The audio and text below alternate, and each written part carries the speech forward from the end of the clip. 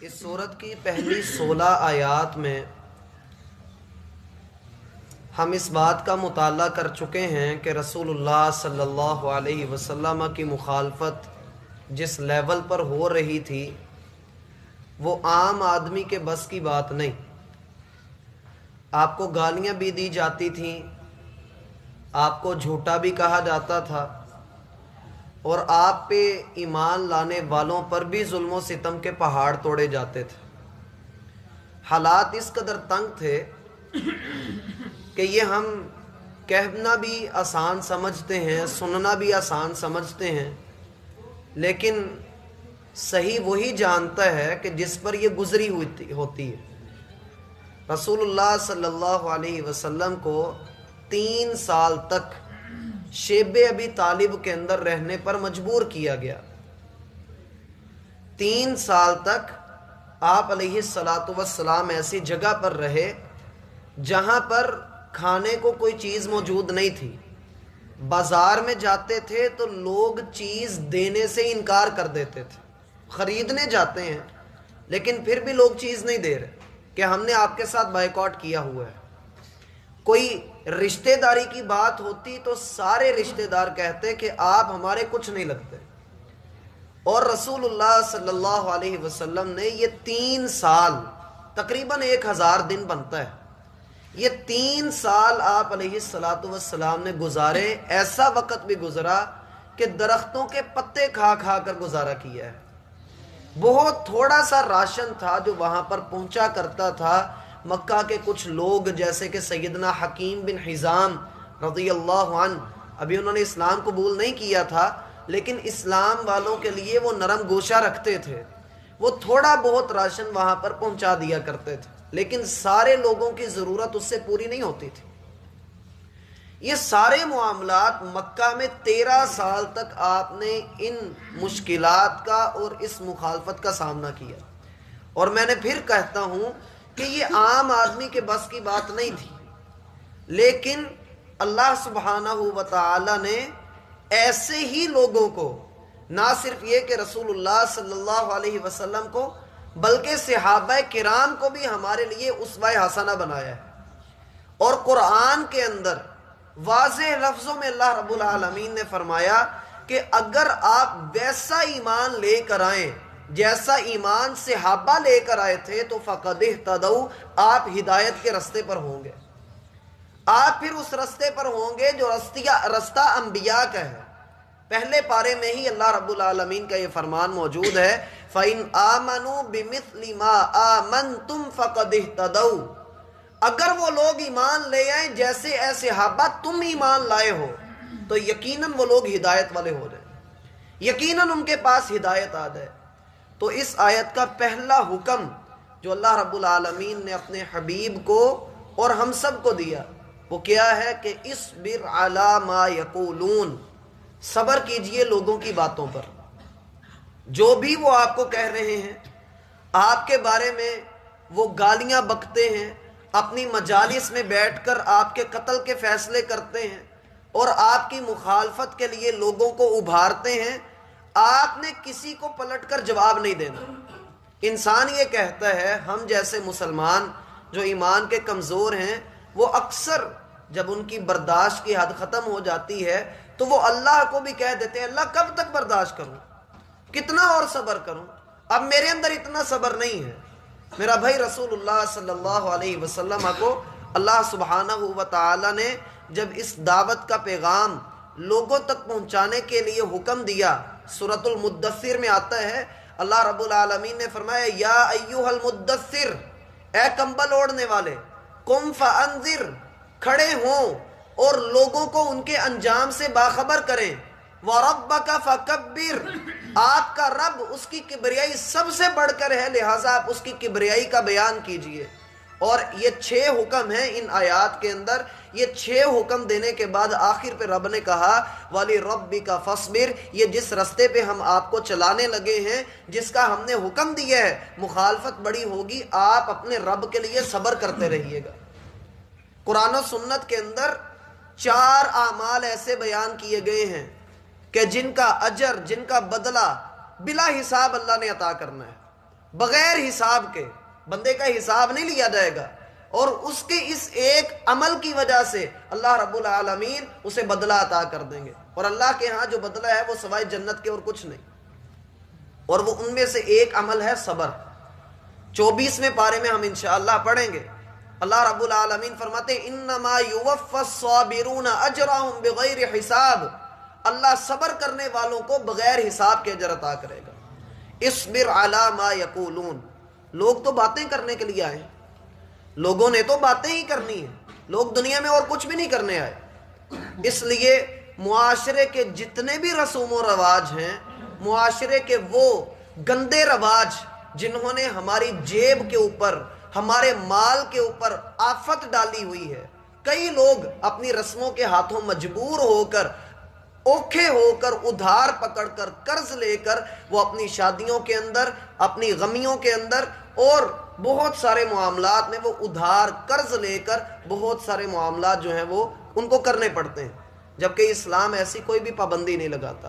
ایک شخص کا باپ فوت ہوا تو اس نے اپنے باپ کا ختم کروایا، 40واں کروایا، تو 40ویں کے بعد کہنے لگا کہ اگر اس سال میری گندم کی فصل اچھی ہو جاتی تو ابا جان کو اچھے طریقے سے رخصت کرتا۔ اس کے دوست نے کہا تمہاری اس بات کا کیا مطلب ہے؟ کہنے لگا بزنس کے حالات تو ویسے ڈاؤن تھے، گندم جو آئی اس پیداوار میں بھی کمی ہو گئی، اب میں نے لوگوں کو جہاں بریانی کھلانی تھی وہاں میں نے نمکین چاول بنا کر کھلائے، ابا جی کی روح بھی کیا سوچتی ہوگی۔ حالانکہ یہ وہ چیزیں ہیں جو دین کا حصہ نہیں تھی، لیکن ہمارے معاشرے نے گردن پہ گوڈا رکھ کے کہا کہ نہیں یہ حصہ ہیں، اس کے بغیر مردے کی بخشش ہونی ہے۔ اللہ فرماتے ہیں اصبر علی ما یقولون، لوگوں کی باتوں پر صبر کیجئے، لوگ تو باتیں ہی کریں گے۔ اسلام کہتا ہے نکاح سادہ کرو، سادگی سے کرو، ولیمہ آپ اچھا کر لیجئے، اگر آپ کے پاس پسلی ہے، گنجائش موجود ہے تو اچھا کر لیجئے، لیکن ہم نے کیا کیا؟ ہم نے بارات کا تصور دے دیا، لڑکی والوں کو جہیز کا تصور دے دیا۔ کوئی اللہ کا بندہ کہتا بھی ہے کہ میں نے جہیز نہیں لینا، لڑکی والے کہتے ہیں ہماری ناک کٹ جائے گی، وہ خود اوکھے ہو کر جہیز دیتے ہیں، اور جو ولیمے والے ہیں وہ اپنی ٹور بنانے کے لیے ایک فنکشن کے اوپر 20 ڈشیں بنوا لیتے ہیں کہ اگر ہم نے ایسا نہ کیا تو کام خراب ہو جائے گا۔ اور اللہ کے کچھ نیک بندے ایسے بھی ہیں کہ جو نکاح کرتے ہیں اور ان کی اپنی چاہت ہے، ہر بندے کا اپنا اپنا ایک معاملہ ہوتا ہے، ان کی اپنی سوچ ہے، وہ کہتے ہیں کہ ہم نے نکاح کیا اور ہم جتنا خرچہ اپنی شادی پر کرنا چاہتے تھے اس کا ایسٹیمیٹ لگوا کے اتنے پیسے ہاتھ میں رکھے، عمرے کے لیے ٹکٹ جمع کروایا اور عمرہ کرنے کے لیے اپنی بیوی کو ساتھ لے کر چلے گئے، واپس آ کر چھوٹا سا ولیمہ کر لیا۔ لوگوں نے باتیں بڑی کی، لیکن ان باتوں کا اسی کو فائدہ ہوا جسے باتیں کی گئیں، کیونکہ لوگ میرا بھائی دھوبی ہوتے ہیں، جو بھی آپ کو بات کرتا ہے وہ دراصل آپ کے گناہ جھاڑ دیتا ہے، وہ آپ کے گناہوں کا بوجھ اپنے کندھوں پہ لے لیتا ہے اور آپ کی نیکیوں میں اضافہ کر دیتا ہے۔ سیدنا حسن بصری رحمہ اللہ، ان کو کسی نے گالیاں دی، ان کے بارے میں برا بھلا بولا، ایک شخص آ کر کہنے لگا کہ استاد جی فلاں بندے نے آپ کو برا بھلا کہا ہے، فلاں نے آ کر آپ کے بارے میں ایسی ایسی باتیں کی ہیں۔ پہلے تو انہوں نے اس کو پکڑا، کہنے لگے اللہ کے بندے اس نے مجھے تیر مارے تھے جو مجھے لگے نہیں، اور تو اٹھا کر وہ مجھے پھر مار رہا، میرے تک وہ باتیں پہنچی نہیں تھیں لیکن تو مجھ تک پہنچا کے مجھے اذیت دے رہا ہے۔ پھر بازار سے بہترین قسم کی کھجوریں منگوائیں اور ان کو اچھے طریقے سے تھال میں سجا کر اس آدمی کی طرف بھیجا جس نے گالیاں دی تھیں، اور اسے کہا کہ اللہ تجھے جزا دے کہ تو نے میرے گناہوں کے اندر کمی کر دی اور میری نیکیوں میں اضافہ کر دیا، اللہ تجھے جزا دے، تو نے اپنے گناہوں کے اندر اضافہ کر لیا ہے، تو نے اپنے کندھوں کے اوپر بوجھ اٹھا لیا ہے۔ اس شخص نے ایسی توبہ کی کہ زندگی بھر اس نے کبھی کسی کی غیبت نہیں کی، کسی کو گالیاں نہیں دی۔ سیدنا معاویہ رضی اللہ عنہ کے پاس ایک شخص آیا، آ کر اس نے مسلمانوں کے بارے میں بری باتیں کی، برا بولا اور اپنی زبان کا غلط استعمال کیا۔ سیدنا معاویہ نے پوچھا شام کی سرحدوں پر کفار سے جہاد ہو رہا ہے، کیا تم نے ان میں شرکت کی؟ کہنے لگا نہیں۔ کہا فارس کی سرحدوں پر مسلمان جہاد کر رہے ہیں، کیا اس میں شریک ہوئے؟ کہنے لگا نہیں۔ کہا مصر پر مسلمانوں نے حملہ کیا ہے، کیا تم اس لشکر میں تھے؟ کہنے لگا نہیں۔ کہا پھر تم کتنے بدبخت ہو کہ تیرے ہاتھ سے کافر محفوظ ہیں اور تیری زبان سے اپنی محفوظ نہیں، تو مسلمانوں کے خلاف ہی باتیں کر رہا ہے۔ یہ تو تھا ان لوگوں کا معاملہ جو ایسا کرتے ہیں، لیکن ہمیں کیا حکم ہے کہ اگر کوئی بات کر دے کیا اسے توڑ کر جواب دے دیں؟ ہرگز نہیں۔ اصبر، صبر کیجئے، صبر کیجئے، اتنا صبر کیجئے، اتنا صبر کیجئے کہ آپ کو یقین ہو جائے، آپ کا دل کہے کہ ہاں تو اب اپنے رب کے لیے صبر کر رہا ہے، تیرے پاس قوت موجود ہے۔ ایک انسان کا اپنا ہوتا ہے جسے آپ برداشت کی حد کہتے ہیں، وہ تو ہے میری اپنا سٹیمنا، میرا وہ میری اپنی قوت ہے، میں جتنا برداشت کر لوں۔ لیکن اس سے آگے جب برداشت کی حد ختم ہوتی ہے، اس سے آگے بندے کا جو صبر ہوتا ہے وہ رب کے لیے صبر ہوتا ہے۔ بندہ اس وقت کہہ رہا ہوتا ہے کہ ہاں جی اب تو میں اپنے آپ کو دبا کے بیٹھا ہوں، لیکن جب اس کے پاس قوت بھی موجود ہو، اس کے پاس سارے وسائل بھی موجود ہوں، لیکن پھر بھی وہ کسی کے ساتھ زیادتی نہ کرے، کسی کو برا بھلا نہ کہے، کسی کو پلٹ کر جواب نہ دے، تو یہ ہوتا ہے وہ بندہ جو صبر کرتا ہے اور رب کے لیے صبر کرتا ہے۔ اور یاد رکھیے جو بندہ رب کے لیے یہ نیکی اختیار کرتا ہے، یہ وہ بندہ ہوتا ہے جس کو رب کہتے ہیں ان اللہ مع الصابرین، اللہ صبر کرنے والوں کے ساتھ ہے۔ اور رسول اللہ صلی اللہ علیہ وسلم کا فرمان ہے وَعْلَمْ أَنَّ النَّصْرَ مَعَ الصَّبْرِ، لوگو جان لو کہ اللہ کی مدد صبر کرنے کے ساتھ ہی ملتی ہے۔ اللہ کی مدد چاہتے ہو تو صبر کو اپنا اوڑھنا بچھونا بنا لو۔ اور اسی طریقے سے اللہ کے رسول صلی اللہ علیہ وسلم کا فرمان ہے اللہ کی ساری نعمتیں ایک بندے کے پاس موجود ہوں اور دوسرے کے پاس صبر موجود ہو، وہ ساری نعمتیں اس صبر کا مقابلہ نہیں کر سکتی۔ صبر بھی کسی کسی کو عطا ہوتا ہے، اور آپ رسول اللہ صلی اللہ علیہ وسلم کو دیکھ لیں کتنا صبر کیا، آپ کس قدر صبر کیا۔ میں اکثر یہ سوچا کرتا ہوں اور آپ لوگوں کو بھی کئی مرتبہ بتایا کہ مسجد اس سے بڑھ کر مقدس جگہ کوئی نہیں، اس سے بڑھ کر مقدس جگہ کوئی نہیں۔